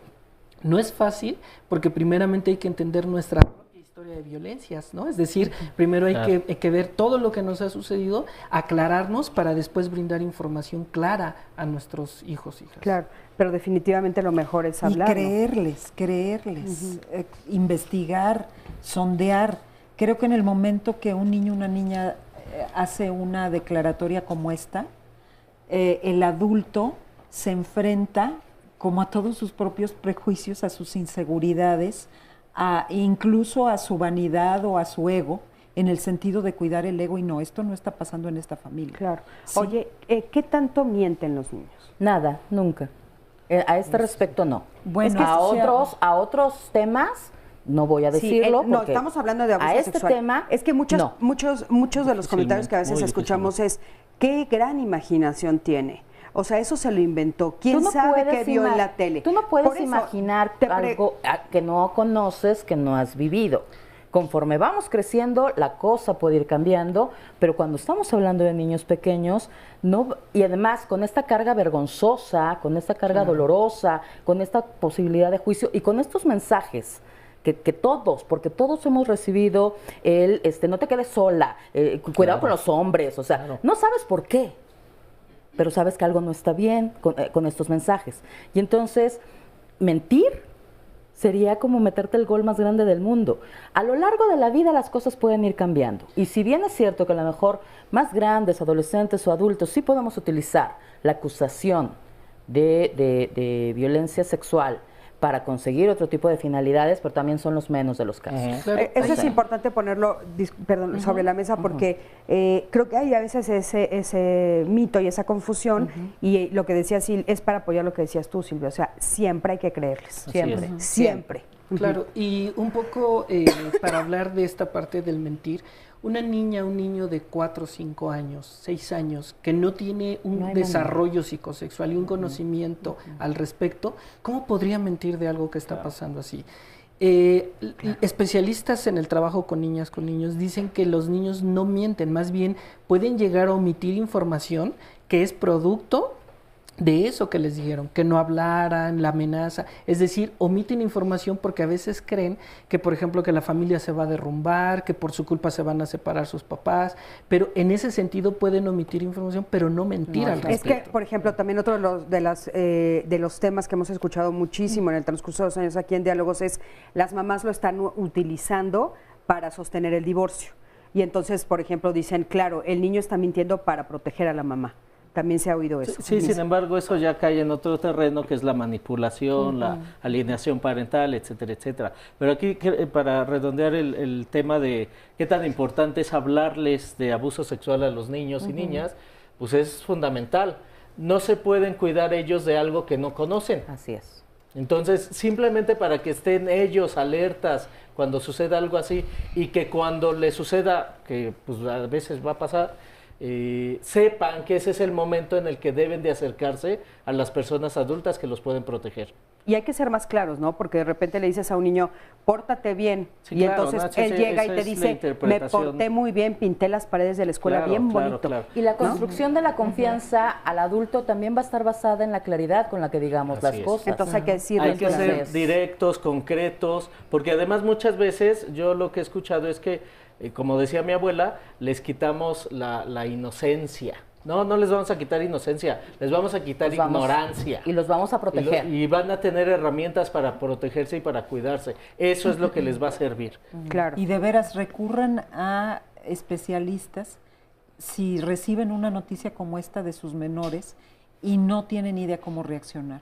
Claro. Pero no por sentir que manejamos la situación, tengamos una reacción que va a ser totalmente equivocada. Claro, importantísimo. Sí. A mí me gustaría preguntarles, ya de adulto, ¿se puede restablecer el vínculo con la mamá o el papá? Sobre todo en el caso de la mamá, ¿no? Que tanto hemos oído ahorita, que no fue la que abusó, pero con la que estás enojada, ¿se puede restablecer ese vínculo de adulto?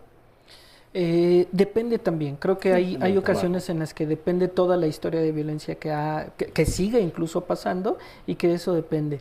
Puede ser que en el transcurso de un trabajo terapéutico efectivamente la persona pueda entender, por ejemplo, cómo ha venido esta cadena de violencias y que en algún sentido también pasaba algo con la mamá en la cual no tenía como esta habilidad o esta posibilidad de poder haber detenido esa violencia y se puede llegar a esa resignificación, pero hay otros casos en los que, por ejemplo, se separan los vínculos y entonces ya no hay, se puede trabajar terapéuticamente o simbólicamente eso, pero muchas veces ya directo con el familiar no siempre se logra.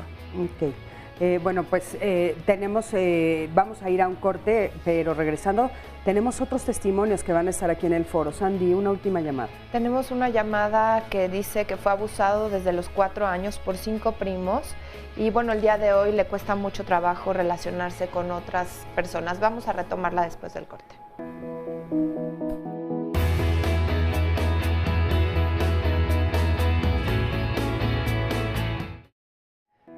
Muchísimas gracias por continuar con nosotros y particularmente en este bloque por su atención, porque gracias a las llamadas que ustedes hacen para proporcionar información sobre las personas que están desaparecidas, muchas de ellas logran reencontrarse con sus familiares y con sus seres queridos. Así que ponga mucha atención, si tiene información no dude en comunicarse a los teléfonos que aparecen en su pantalla.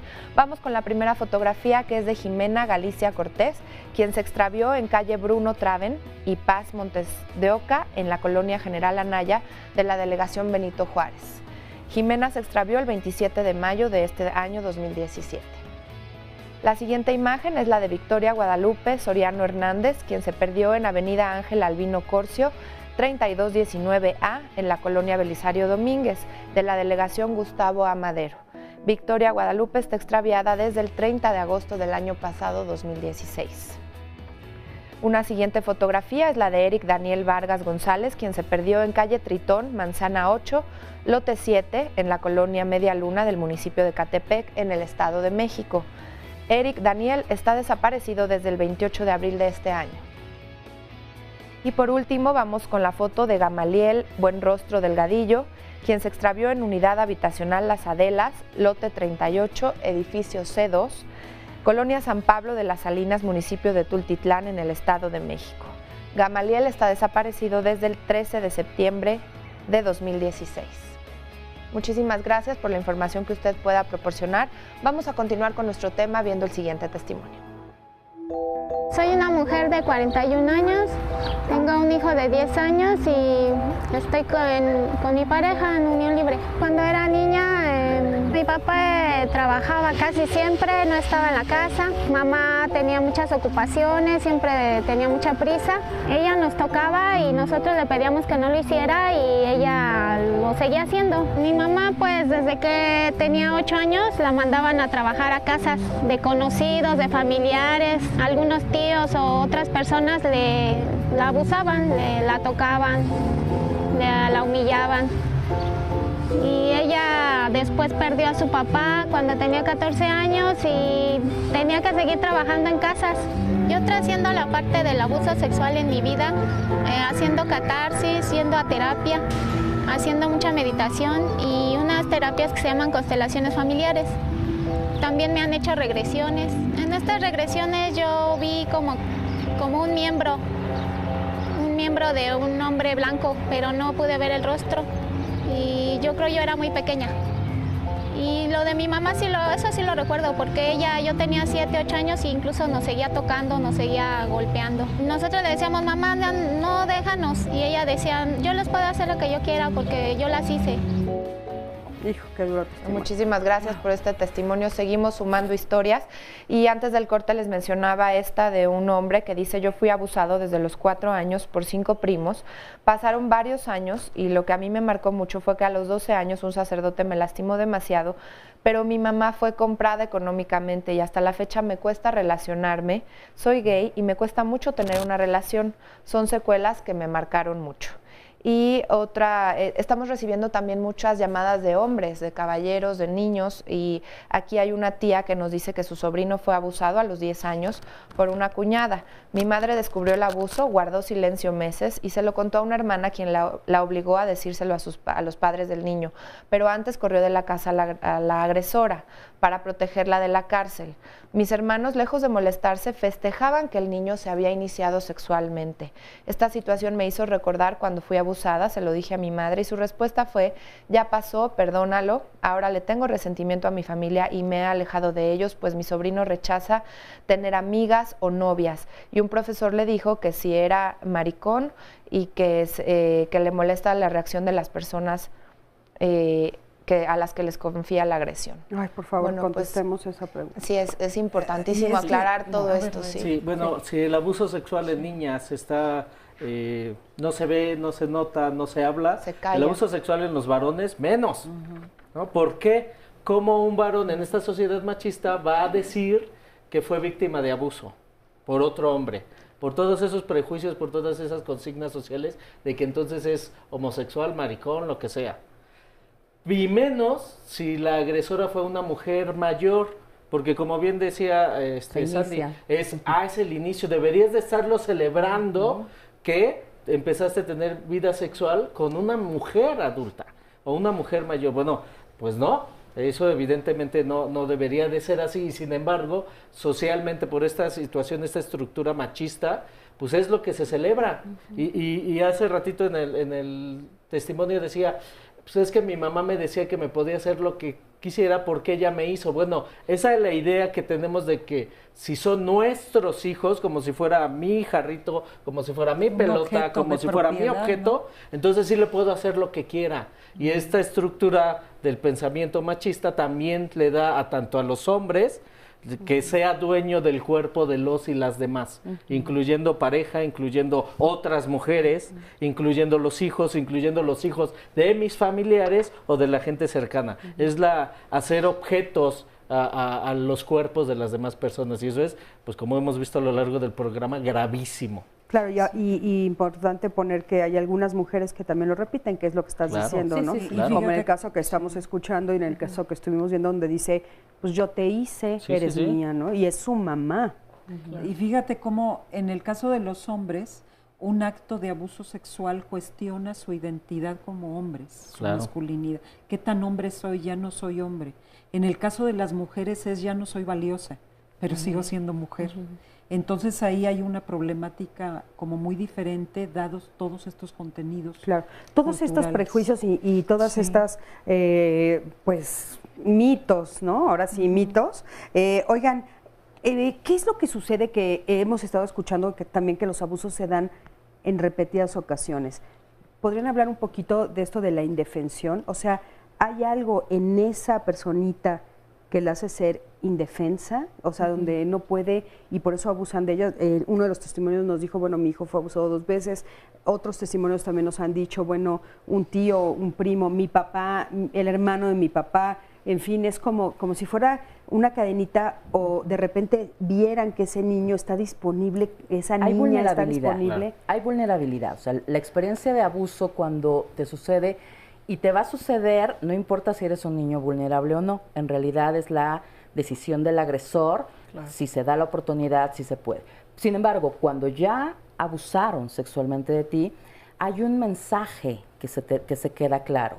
Es tú no puedes defenderte, tú no puedes hacer nada, y bajo una lógica de educación en donde tenemos que ser obedientes, porque nos enseñan a ser obedientes y a no cuestionar los mandatos, principalmente hablando de adultos, por ejemplo, eso fomenta eso. Entonces yo ya soy vulnerable por el hecho de que sucedió, y aunque yo hubiera dicho que no, hubiera dicho que sí, no importa, el otro lo hizo y eso me dio un mensaje de que yo no puedo defenderme, de que yo no voy a poderte detener, y entonces eso te vulnera para otras ocasiones.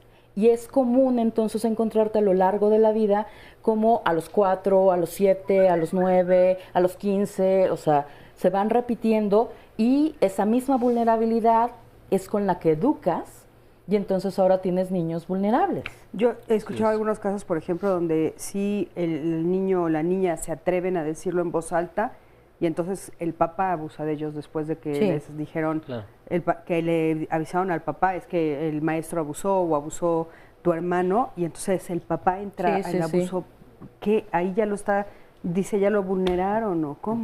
Permítame compartirles. Tuve una paciente hace algunos años en donde efectivamente fue un profesor en la escuela y ella se lo dijo a la mamá se lo comentó al papá, y el papá cuando le dijo, ya, perdón por la palabra, pero ya te fregaron, ya te chingaron, y debí de haberlo hecho yo. Y ahí vino el abuso de papá. O sea, es otro te estrenó, eso no era correcto, debí de haberlo hecho yo. Ay, Oigan, bueno, y otra pregunta es la de, bueno, ¿qué pasa cuando el abusador repite con muchísimas víctimas? O sea, porque como que pareciera que no hay nada que lo detenga, nada que lo frene. Hemos hablado de impunidad. Claro. Miren esta llamada que dice, en mi familia hubo un abusador y abusó de más de 20 personas. Y por el gran silencio que hubo, dice, 20 primos fuimos abusados. A mí me sucedió cuando era muy pequeña, yo tendría unos 4 años y no lo recordaba hasta años después. Y bueno, dice que ahora él ya se fue del país y afortunadamente solo ha permitido y eso ha permitido que los demás familiares vivamos tranquilos, pero siempre hay alguien que se da cuenta. Y entonces, ¿por qué se esconden? ¿Qué es lo que sucede que fíjense, 20 yo también conozco no pudieron decir? Sí, una familia donde el hermano de ellos abusó de los hijos de todos sus hermanos. Por eso creo que sería importante la reflexión de, el valor que se le pueda dar a la denuncia de estos 20 niños. Chicos, a ver, Claro, principalmente este caso nos habla, contrario a lo que decía Arturo, que esto no es cierto, precisamente nos habla de la gravedad del problema de la violencia sexual. Sí, es común también frecuente que cuando una persona, aquí yo lo que pudiera pensar es que hay una jerarquización importante, un abuso de poder importante en esta familia que llevó a que este hombre violentara a 20 personas, es decir, él seguramente utilizando la amenaza, utilizando varias violencias, seguramente fue que precisamente permitió reproducir esta serie de acontecimientos de abusos precisamente por una situación de poder, ¿no? Supongo puede ser el abuelo, puede ser el papá, los amenazó, es decir, ahí hay como muy claro una situación de abuso de poder. Oye, ¿y el delito prescribe en algún momento? O sea, por ejemplo, ya de adulto tú puedes denunciar que tu papá abusó de ti, el tío, el cuñado. ¿Prescribe en algún momento? Sí hay una prescripción y precisamente decía también hace un momento que como son delitos de oculta realización, es bien complicado poder probar que hubo una violencia, ¿no? Si no es exactamente en el momento en el que sucede. Bueno, contingente a cuando sucede. Sí hay una prescripción del delito, sin embargo, por ahí creo que había escuchado que ya en estos cambios que están habiendo iba a poder haber la posibilidad de poder hacer una denuncia, sobre todo en el caso de niñas, niños, cuando ya son personas adultas, a partir de 18 años ya pueden ejercer como ese derecho de poder levantar la denuncia, porque cuando se es niño, un niño no puede levantar una denuncia, por ejemplo. Oigan, otro tema que me gustaría que ustedes nos explicaran, muchos de los adultos que nos han llamado en la investigación también hablaban de abuso de casi pares, o sea, niños 1 o 2 años más grandes o inclusive 1 año más grande. Ahí, ¿de qué estamos hablando? ¿También de abuso sexual infantil? Puede ser, sí. puede ser, sí, claro. Y hay que investigarlo, porque muchas veces el niño que está llevando a cabo como el acto de abuso pudo ya haber sido abusado, o pudo haber visto en la televisión o en internet algún acto de este tipo que está tratando de imitar. Entonces, no se nos olvide que siempre hay que ayudar a los dos y indagar con los dos qué diablos está pasando. También puede ser que estén teniendo juegos sexuales propios de la edad y el adulto lo interprete como están abusándose sexualmente. Entonces hay que tener mucho cuidado en qué hacemos en ese tipo de situaciones para empezar como explorar, indagar, supervisar y ver qué está pasando, y en todo caso también hablar con los niños. Claro, sí, es importante saber cómo los niños lo están viviendo, porque muchas veces lo están desde el juego sexual, Y la diferencia entre un abuso y un juego sexual es que los dos niños están de acuerdo en hacer el acto, en jugar, y que casi siempre el objetivo es conocer, es aprender. Un abuso sexual no es aprender, y sí se puede dar entre pares desde una situación de abuso. Pensemos, mi mamá es la directora de la escuela y yo voy en el mismo grupo que tú. ¿Qué me vas a hacer si me acusas con la directora? Tengo sobre de ti cierto abuso, cierto empoderamiento de jerárquico, pues, y entonces eso hace que yo sí pueda abusar sexualmente de ti, a pesar de que somos de la misma edad. Y también algo importante respecto a las edades es que a veces se cree que, por ejemplo, por el ser niños, niñas, ya estamos hablando de juego sexual, pero también no es lo mismo un niño de 5 o 6 años que está por ingresar a la primaria a un niño de 8 años que ya está en primaria y que ya trae un desarrollo mucho mayor. Ahí estamos hablando de una relación jerárquica en donde se da el abuso del poder. Híjole, y que como dice Silvia, habría que atender a los dos, por favor. Sí, claro. ¿No? Oigan, tenemos otro anónimo aquí en el foro. Adelante, gracias por estar aquí. Bueno, gracias, buenos días. Buenos días. Bueno, yo, por desgracia, vengo de una familia incestuosa. Yo viví abuso por parte de 2 hermanos y de un intento del padre. Sería entre la edad de 2 y de 5 y 12 años. Lo de tus hermanos. Lo de mis hermanos. ¿Duró todo ese tiempo? ¿Ande? ¿Duró todo ese tiempo? Duró todo ese tiempo hasta que yo mejor huyo, me voy con otra familia a otro estado, porque yo ya no quería seguir con este abuso. Y bueno, pues yo crezco siendo muy insegura, con mucho coraje hacia los hombres. Ahorita oía mucho odio hacia la madre.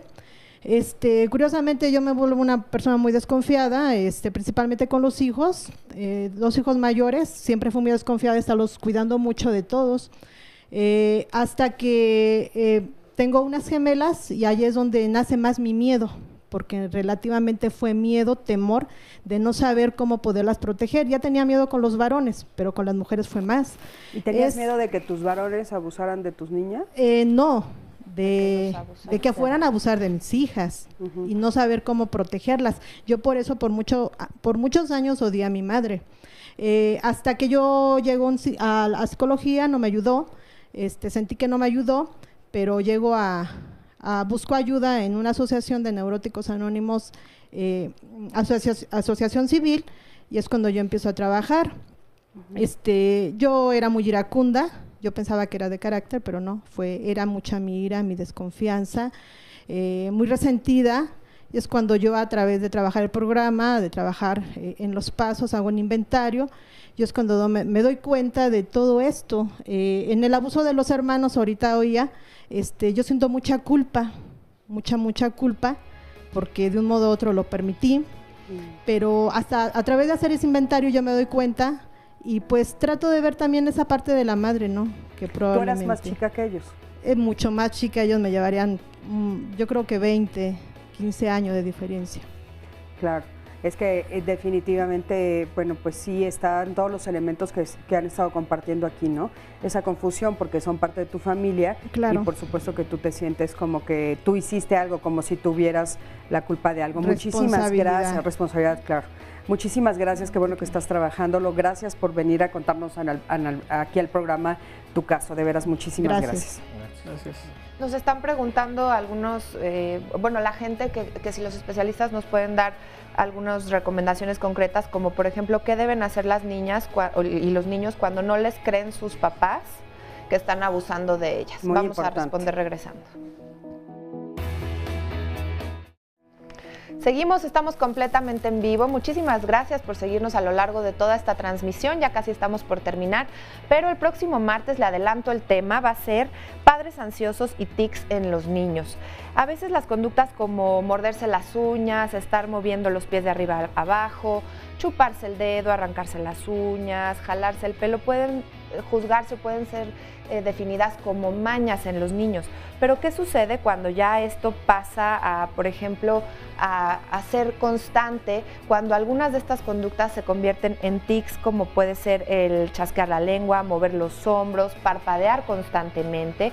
Y bueno, los tics, nos dicen los especialistas, que forman parte de la infancia y de la adolescencia y por lo general tienen una duración menor a 1 año. A veces pueden desaparecer, pero en algunos casos sí pueden permanecer y pueden llegar a comprometer la vida o la calidad de vida de algunos niños.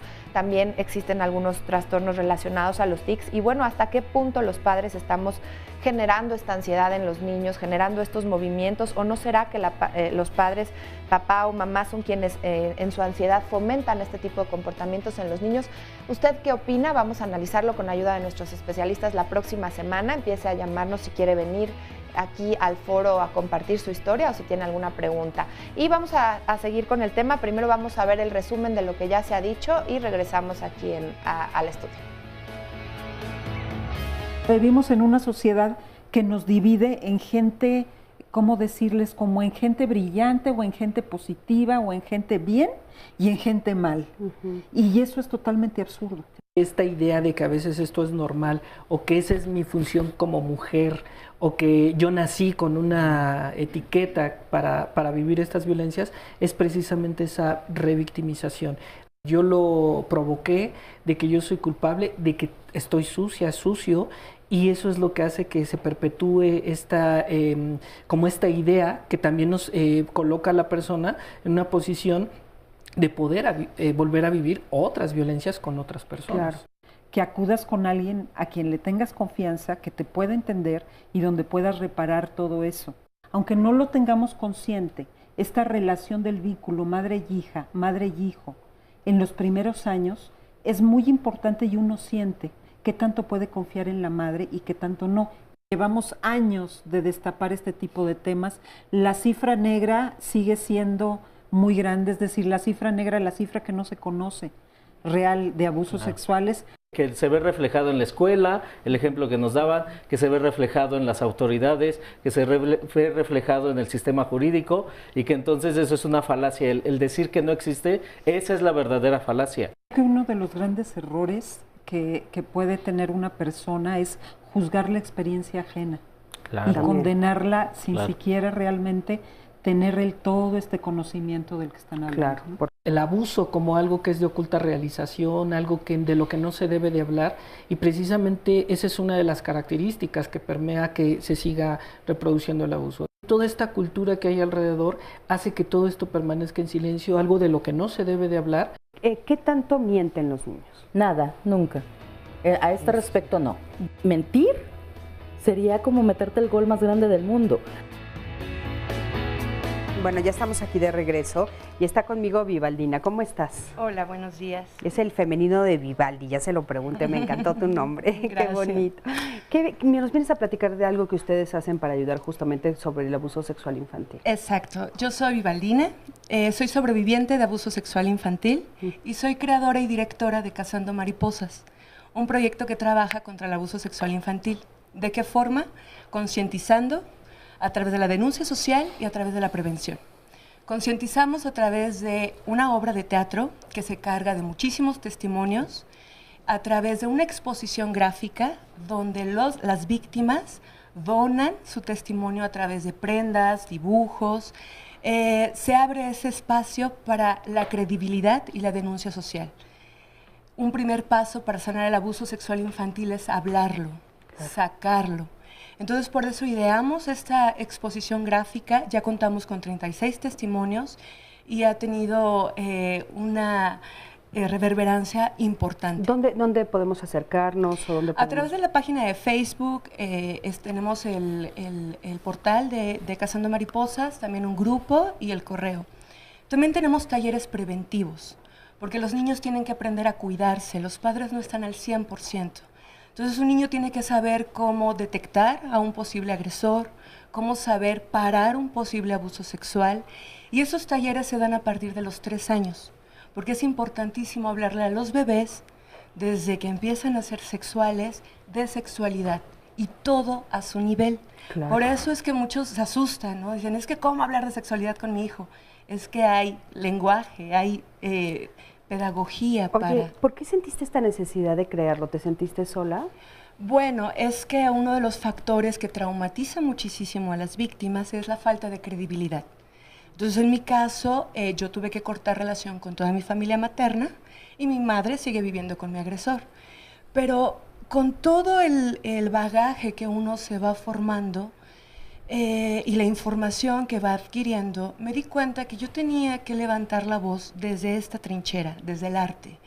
Y el arte también genera muchísima resiliencia.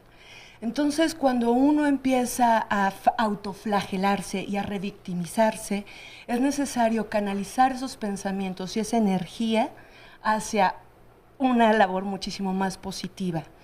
Y entonces se empezaron a acercar madres de víctimas y profesionistas en el tema, profesionales en el tema. Entonces me decían, oye, ¿cómo auxiliamos? Y entonces Cazando Mariposas genera a las amigas. Y a las amigas son todos estos terapeutas, abogados, penalistas y madres, sobre todo madres, pero también padres, que deciden auxiliar a Cazando Mariposas a través de servicios de canalización. Entonces, si se detecta a un niño en los talleres, se canaliza con los especialistas. Si un padre necesita denunciar o asesoría, se canaliza con los especialistas. Y entonces, a través del conocimiento vivencial y toda la información que ha adquirido, desarrolló este circuito que parte desde el testimonio, parte desde las necesidades de la víctima, claro, que es denunciar, levantar la voz. Por ejemplo, ahorita que nos han estado escuchando y, por ejemplo, el testimonio que nos decía que tenía algunas pastillas en su mano, ¿ese tipo de personas se pueden ayudar y ustedes los canalizan? Claro que sí. Número uno, se le auxilia compartiendo, porque además somos toda una red de víctimas y sobrevivientes. Es importante hacer esa diferencia. Claro. Un sobreviviente ya tiene la capacidad de canalizar esas emociones y ese dolor hacia otro. Claro. Y a todo un proceso de sanación, ¿no? Perfecto. Porque todo lo que recuerdas se siente. Claro, Vivaldina, muchísimas gracias. Y bueno, por supuesto, Sandy va a poner los datos de esta asociación también en las redes sociales para cualquiera de ustedes que necesite la información y que se quiera acercar. Sandy, adelante. Por favor. Sí, Cris, muchas gracias por esta información sumada a toda la información que nos va proporcionando el equipo de producción, nuestra compañera Gude, que también ahí trabaja para darles todos estos datos. Y bueno, yo lo que les quería, lo que se quedó pendiente antes de salir al corte era la llamada o esta pregunta de qué deben hacer las niñas y los niños cuando no les creen sus papás. Pues estamos hablando de papá y mamá que están siendo abusados. ¿De qué manera pueden generar a alguien una relación de confianza? Porque muchas veces estos chiquitos están solos o se sienten solos. Ana Laura, o Misa. Sí, bueno, yo comentaba aquí en cortito que debe de haber un adulto en el cual tenga confianza el niño, un adulto que pueda apoyar a esta persona. Pero aquí una gran problemática es que efectivamente de repente no hay ningún adulto que le pueda creer, que lo apoye. Entonces yo creo que lo tiene que gritar, por llamarlo de alguna manera, decirlo en la escuela, decirlo a la maestra, al director, a sus compañeros, a la otra maestra del otro grupo, a su tía, a su tío. Es decir, en algún momento va a encontrar a alguien que le ayude, ¿no? Que es lo deseable, que encuentre una persona adulta que le pueda dar este sostén a esta pequeña que de repente no sabe qué es lo que le está sucediendo.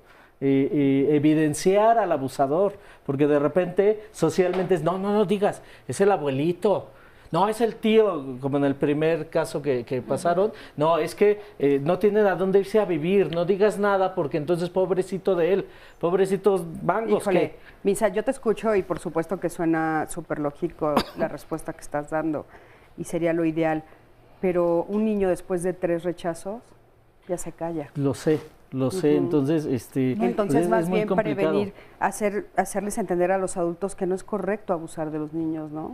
Sí, algo que puede exponer a más violencia. Sí. Entonces sí tiene que tener como cuidado de si lo dice, a quién lo dice. Claro. ¿Hay algún perfil del abusador?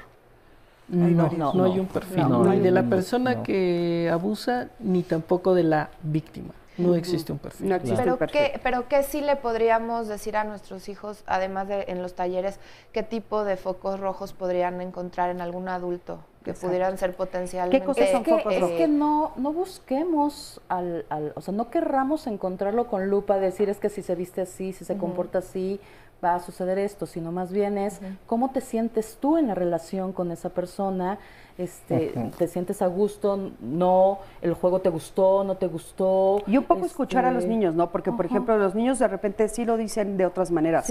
O sea, lo dicen con sus actitudes, como nos decía la abuelita que pudo ver a su nieta, que había actitudes que a ella le hacían resonar con esa actitud de decir, estoy sintiendo que le está pasando algo similar a lo que a mí me pasó. Pero también de repente los niños nos dicen mucho, yo no quiero ir con mi tío, no quiero ir a dormir con mi abuelita. Y somos nosotros los que les insistimos, ¿no? No responsabilizamos al niño de detectar algo que no va a poder. O sea, yo les preguntaría a todos los adultos que estamos aquí, ¿tienen la capacidad de detectar a alguien que va a defraudarlos, que va a engañarlos? No. Entonces los niños no tienen que tener esa responsabilidad.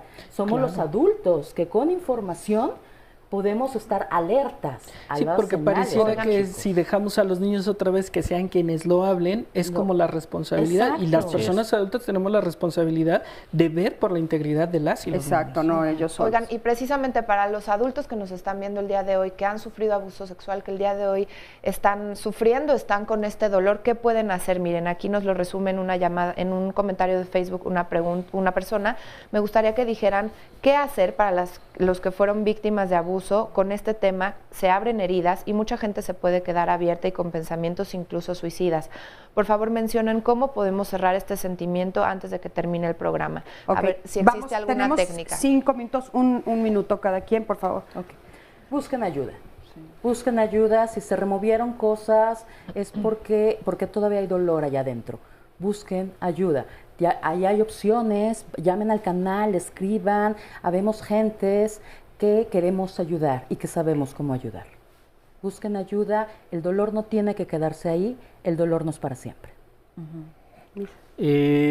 No es una receta de cocina, ¿no? Estas técnicas que nos pedían, pero mucho les puede ayudar el escribirlo. Búsquense una libreta, escriban lo que están sintiendo, no la experiencia, lo que están sintiendo en este momento. Si tienen cerca a alguien de confianza, platíquenle lo que están sintiendo en este momento. Eso va a ayudar, no a solucionar el problema, va a ayudar a que mengüe la sensación, los sentimientos que están en este momento. Y lo siguiente es buscar ayuda profesional para poder solventar todo esto. Entonces, la escritura es una herramienta muy poderosa que les puede ayudar en este momento. Claro, y aclararlo, ¿no? Así es. Al escribirlo te aclara también. Claro. Yo insisto, como decías, buscar ayuda es importantísimo porque además ya lo guardamos mucho tiempo. Ya los efectos se hicieron como parte de nuestro carácter. Entonces eso es muy importante, con ayuda, irlo desilvanando para que surja el dolor, para que atravesemos todas las emociones que estén ahí y nos recuperemos a nosotros. Y eso es muy difícil hacerlo si no es en compañía de alguien que sepa acompañarnos. Oye, yo ahorita recordé, por ejemplo, en el caso de mamás que saben que sus hijos fueron abusados por sus propios hijos o por otros hijos. Yo siento que esas madres también necesitan acudir a ayuda, porque yo creo que sufren un conflicto terrible de saber que han traicionado esa confianza y que ellas mismas seguramente fueron traicionadas. Traemos una cadena de cultura donde hay unas reglas por encima de la mesa y otras por abajo que son las que se llevan más a cabo, como varios testimonios en familias donde es como todos contra todos y todos tratando de recuperar poder y satisfacción a través de abusar de otro, con reglas familiares que no solo no están claras, hay unas muy definidas a que esto se perpetúe. Sí. Entonces, tenemos que revisar como sociedad, hombres y mujeres, padres y madres, y no hacernos como los disimulados en todo esto. Tenemos una gran responsabilidad. Gracias. Bien, pues creo que no es fácil enfrentar un proceso, pero es posible. Y finalmente con especialistas. En Adivac vamos a estar ahora en el verano dando talleres para todas las edades, adolescentes, niños, niñas, en las cuales les vamos a brindar herramientas precisamente para el autocuidado, sexualidad básica y también para aprender a prevenir también abuso sexual. Entonces pueden ubicarnos en la página, ahí estarán las fechas en el verano, los rangos de edad en los cuales los vamos a estar impartiendo y acérquense a las redes. Y los cambios de conducta, como observar mucho los cambios de conducta en nuestros hijos, que tanto de pronto están tristes, ya no quieren salir, ya no quieren convivir con alguien que comúnmente les gustaba ir, o estas quejas físicas que pueden ser incluso causa de haber sido causa de penetración, digamos, como incluso infecciones de transmisión sexual, en fin, como todo lo que sea un cambio drástico, o quizás sean niños que desde muy pequeños son así, muy retraídos, muy inseguros, muy agachados o muy agresivos constantemente. Claro. Y suelen tener también muchas infecciones a nivel de vagina las niñas, por ejemplo, ¿no? Sí, hay infecciones muy de la infancia y hay otras que sí son producidas por abuso sexual. Entonces, siempre hay que escuchar, investigar y ir con el especialista que nos genere más confianza para abordar esto. Oigan, el programa estaba dirigido a los adultos y las consecuencias que ellos tuvieron a partir de los abusos. ¿Hay esperanza? ¿Pueden vivir una vida mejor? Claro sí, que claro. sí. Desde luego, Claro. siempre. Siempre. Claro que sí. ¿Sí? Sí, hay forma. Mientras lo trabajen, acompañados de personas profesionales que les brinden todas estas herramientas, por supuesto que la vida puede ser muy diferente. Eso es muy importante saberlo. Pues muchísimas gracias a todos. Gracias a Sandy. Gracias por todas las llamadas. De veras fue un programa en el que tuvimos muchísimos comentarios. Esperamos que muchas de las dudas hayan quedado resueltas y sobre todo que hayamos ayudado a todas las personas que nos están viendo. Gracias al público de aquí, gracias de veras por venir, gracias por el valor de contarnos sus historias y sobre todo por su trabajo personal de estar superándolo, ¿no? Gracias a toda la producción, gracias a ti que siempre estás del otro lado de la pantalla y bueno, recuerda que la próxima semana nos vemos aquí con un tema interesantísimo sobre los tics. La ansiedad. Los tics y la ansiedad. Entonces nos vemos la próxima semana. Yo soy Cristina Jáuregui, nos vemos también en la semana en redes sociales. Hasta luego. Gracias.